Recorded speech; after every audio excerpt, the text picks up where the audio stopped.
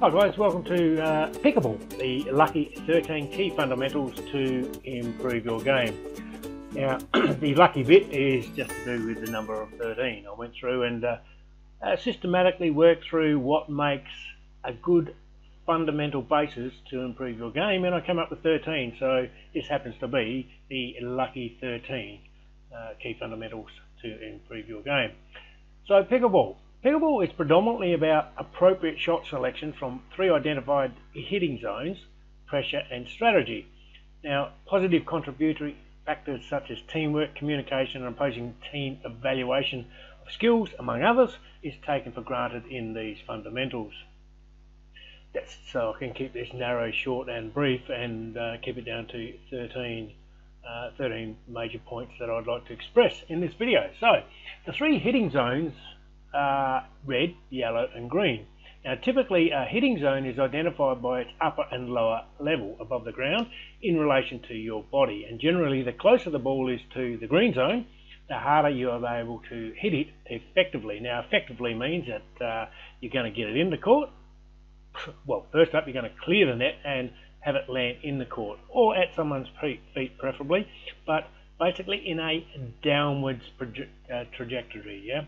So that is to hit the ball, clear the net and land inside the baseline. So the 3 hitting zones are red, yellow and green, and as we can see there, starting at the bottom we have the red zone below the knee, and that is typically your soft hitting zone. You have the yellow zone there at your waistline, or between your knees and your waistline, and that's your cautionary hitting zone, and above the waist of course that's your green zone, and that's predominantly your heart hitting zone. Now, the simplistic identification of the 3 zones therefore are the red zone is below the knee, and generally a red zone hit is a soft hit. The yellow zone is from the knees to the waist, and the bottom of the yellow zone at knee level is below the net, while the top of the yellow zone borders at clearing net height. Now, a yellow zone hit is anything from soft when close to the net, obviously because it's below the net, yeah, and potentially harder the further away from the net you are. Now this is because the further the distance you are from the net enables you to hit it more firmly with enough arc to get over the net and still land inside the baseline. So as you can see there in the graphic, the yellow zone gets lower the further the distance from the net because of that arc that allows you to put that pace on it but still land inside the baseline. And obviously the green zone tapers off there, you can see as well, because it's getting closer to the court baseline, and eventually if it's too high a green zone it's going to go out, so leave it go out, so therefore your green zone will come down, and as does your red zone slightly as well. Don't take this exactly as an exact science guys, this is just to give you an idea or to be conscious of where you are in the court and how hard that you perhaps should be should be hitting it, because too often these zones come about because you see so many people who obviously miss this step and they try and hit a hard shot from the red or the yellow zone, and people just either duck out of the way or slam it straight back at you because it comes up into their green zone. Yeah. Okay, so the green zone is from the waist up, and the green zone hit is a hard hit predominantly because the ball is significantly high enough to hit at a down angle and clear the net when at the kitchen line, or to arc over when further back in the court and still land inside the baseline. Now, at the net, the kitchen line, the red zone dictates to always hit a soft return because you cannot hit a hard ball that will clear the net and have enough downward projection to land inside the baseline. This would typically be a dink hit, obviously, and rarely an offensive lob hit, which we'll go into a little bit later in this video. Now at the net, the yellow zone means only hit a firm ball with absolute caution because your margin obviously for error is high, and the potential to hit into the opponent's green zone is also high. Remember, the yellow zone goes from the knees to your waist, and when it's getting upwards to your waist, you're borderline on getting it clear of the net, and if you've got to hit it hard and there's someone at the net, then that's going to be in their green zone as well. Yeah. Okay, at the net, the green zone dictates to hit hard at your opponent's feet or hard and out of reach at your opponent. Will also be times where it is totally appropriate to hit hard directly at your opponent. Now, when you are closer to the baseline, the green zone hitting pace is discretionary, predominantly between a drive and a drop shot because of how that eventuates. Yeah, and if you back that far in the court, normally your opposition will be up at the kitchen line. Hence, why that is discretionary, whether you can drive a shot past them or you drive a shot to them, knowing that they're going to block it, which allows you to get back to that kitchen line, or that you actually dink into the kitchen area so that you can get up to the net yourself that way. So when closer to the baseline, the yellow zone moves closer to the green zone hitting pace and is discretionary, predominantly between a drive and a drop shot, which judge discretion, as I said, as you have more court length to be able to hit harder from the lower yellow zone to clear the net and be left with enough room to still land a ball inside the baseline. Now, game strategy includes the control of self-pressure and increasing opposition pressure with either ball placement, pace, or both. Each and every shot should be about increasing the pressure on the opposing side and decreasing the pressure on your side. Ideally, you want to make no mistakes and have the other side make mistakes by either hitting into the net or out of play, or if a poor return results, to be able to capitalise on it. Typically, this is known as setting up the play or point. Now, controlling pressure is made easier by getting into the right position to hit a shot and successfully making the intended shot. Now, the goal result is that you will win the point, obviously. It is so important to recognise that a point that is lost by the other side is exactly the same value as a point won by your side. It means that a shot into the net or that falls out of bounds is worth the same as a winning shot.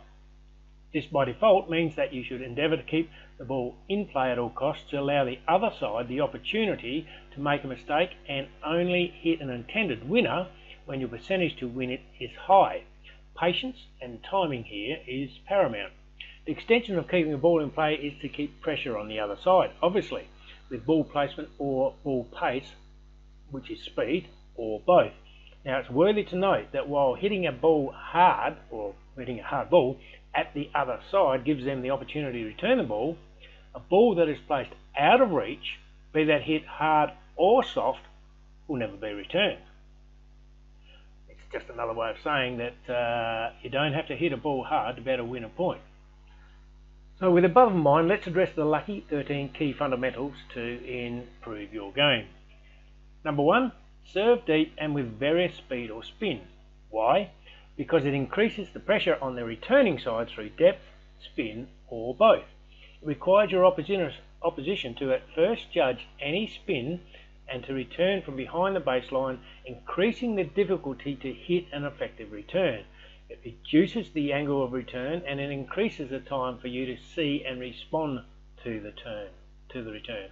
Now, it doesn't mean to say that you should serve every serve with spin. That's not what it's saying here. It just means increase the difficulty of the speed by serving deep, and if you can whack a little bit of spin on it, feel free to go ahead because it increases that difficulty. Yeah. So what does return angle mean? Typically, you'll be taught to return the ball to a position on the court that statistically gets the ball in a high number of times, which for many is the middle of the court 2 to 3 feet in from the baseline. Now, this works for most players. As you go up the levels, however, there is improvement to this standard return. In fact, it should be a goal from day one to put as much pressure on your opposition as you can and keep yours low.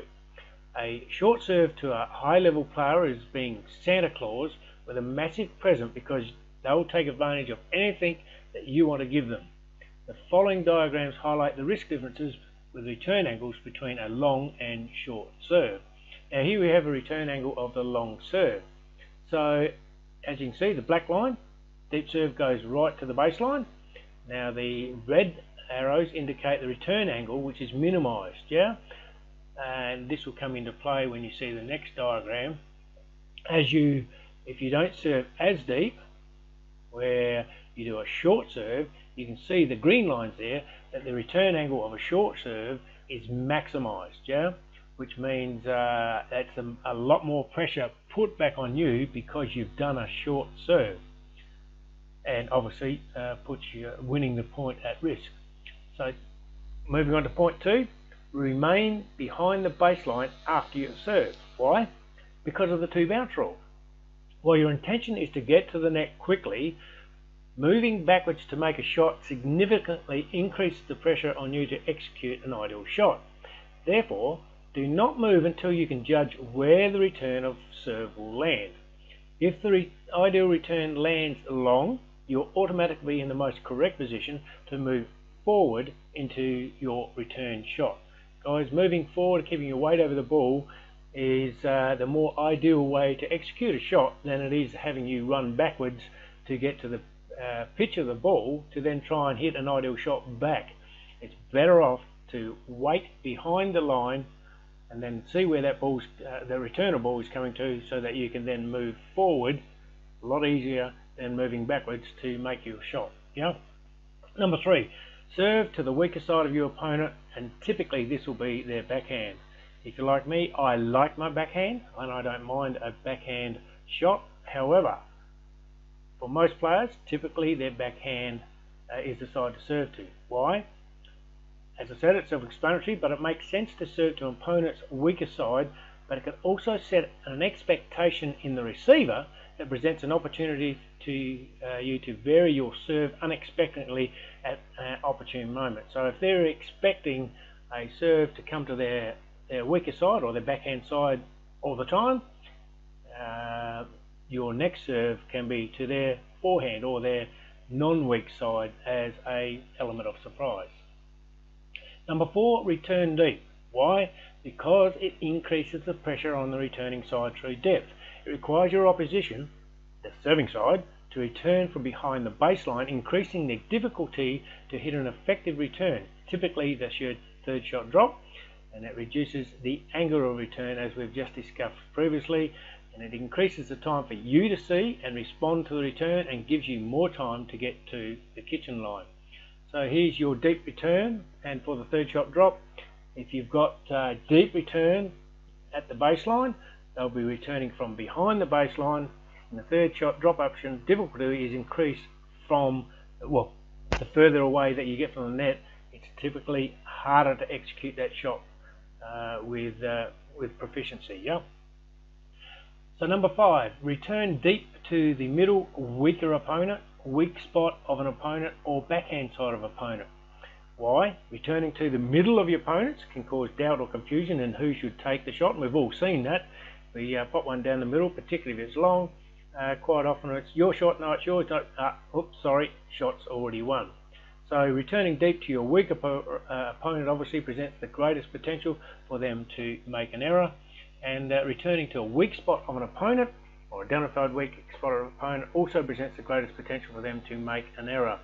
Returning deep to the backhand side of your opponent, if this is in fact their weaker side, as it too presents the greatest potential for them to make that error. You just basically, as we said in the opening dialogue, it's up to you as to for game strategy and assessing your opponents. Yeah. Okay. Number 6, stand to favour your stronger side to receive the ball. Why? Because if, like most of us, you likely hit a better forehand than backhand, and if your backhand is better, then stand to favour that when returning serve to increase your potential to return a better shot. And just a note here, guys, it's important to distinguish the difference between practice play and game play, where the former is to practice your weaker shot and the latter is to win with your best shots. So number 7, if the return of serve is short and high, then hit a hard return. Basically, don't pussyfoot around with a soft return, guys. Hard returns are harder to hit, but let me go through the dialogue. Why? Because if a return is short, it provides for much greater angle on your third shot, particularly when one player is literally stranded on the baseline. And if a return is both short and high, the ball enters the green zone, which is above the net height. So hello, Merry Christmas. And this dictates that you hit a hard return, making it more difficult for them to return. Obviously, above the net, which is your green zone, obviously naturally lowers your margin for error. And again, the 3 hitting zones there, just to remind you that below the knees is your red zone, which is typically your soft hitting zone, for all the reasons mentioned before. Yellow zone between the knees and the waist, and that's your caution hitting zone. and the further you move away, the harder you might be able to hit that, if that's what's required. And above the waist is your green zone, which is predominantly your hard hitting zone. Number 8, if the return of serve is not short or high, you go to your go-to shot will be your third shot drop. Why? Because by default you'll be hitting from either the red or yellow zone, and you'll also now have two opponents at the kitchen line ready to hard hit anything that you put into their green zone. The idea of the third shot drop is to force your opponent to make a defensive shot, not an attacking shot, by keeping the ball out of their green zone, and in so doing give yourself the opportunity to get up the kitchen line, where, as we all know, 80 to 90% of your game is won or lost, I guess. So number 9, volley or volley drive your fourth shot if possible. Why? To put maximum pressure on your opponents. If you're at the kitchen line and receive a third shot drop and you can volley, don't lose precious time waiting for it to bounce. Volley it. Now, if the third shot drop comes back in the green zone, then volley it hard. Again, this diagram shows you diagrammatically of what that means, so that if it lands in any of the arcs there, volley your fourth shot if within the arc. And if it's in the green zone, then volley your fourth shot hard. If it's far to the right of the arc there, you can see that if you're waiting for it to bounce, not only are you going to have to move, but you're going to have to allow the time for it to bounce, you to move to the ball to the correct position to hit back, and then you're going to have to return to your set position. Why not just hit it from your set position as a volley? Yeah, it makes sense, yeah, when you see it diagrammatically. So number 10, preferably dink across court. Why? Because it massively reduces your margin of error by increasing the safety margin of ball clearance distance above the net, and provides a greater court area to safely aim the bounce of the ball to. A forward dink over the net from kitchen line to kitchen line is just 14 feet maximum, and the ball has to be kept very low out of the opponent's green zone to reduce possible volley returns, particularly volley returns in the green zone. A cross-court dink effectively provides for up to 6 or 7 feet more landing space and allows for a much higher over the net safety margin height, because the ball is travelling diagonally out of reach when it goes over the net and falls below the green zone when it falls within reach of your opponent's paddle. Now here's a diagram of your dink across court. Now, as you can see with the red line, you've got a lot more distance than your blue line there, which is just 14 feet. And you've got a lot more height over the net to get clearance, and the higher the margin over the net, it avoids your opponent's green zone. Yeah. So diagrammatically, it's you can see what is going to be your easiest shot. So why not conduct your easiest shot, put the pressure back on the other side to force the area.